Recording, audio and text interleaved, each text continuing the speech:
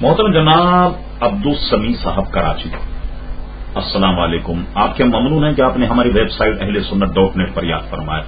آپ نے یہ پوچھا کہ تمام دستاویزات پر میرا نام سمیع لکھا ہوا، کچھ لوگ کہتے ہیں کہ اسے بدل کر عبدالسمیع کر دیں، لیکن سرکاری دستاویز پر رد و بدل کرنا بہت مشکل ہے.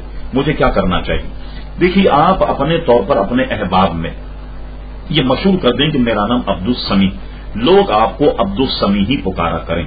اور سرکاری دستاویز میں اگر آپ کا نام عبدال نہیں بدلا جا سکتا، یعنی خالی سمیع ہو، تو اگر آپ کا نام سمیع بھی ہو تو اس میں کوئی شک نہیں کہ اللہ تبارک و تعالی سمیع اور بصیر ہے. لیکن اللہ تبارک و تعالی کی عطا سے بندہ بھی سمیع ہے، یعنی سننے والا، کیونکہ اس میں تعویل کی گنجائش ہے. اگر آپ کا سرکاری دستاویز میں خالی سمیع نام بھی ہے، کیونکہ اس میں تعویل ہے اور سمیع سے مراد آپ کی ذات ہے، تو شرعاً اس میں کوئی حرج نہیں ہے، جبکہ وہ بدلا نہ جا سکتا. لیکن لوگوں کے لیے بہتر یہی ہے کہ وہ آپ کو عبدالسمیع کہہ کر پکاریں. پھر آپ نے یہ پوچھا دوسرا سوال کہ بینک سے حاصل زائد رقم سود ہے یا منافع، اس کا استعمال ہونا چاہیے یا نہیں.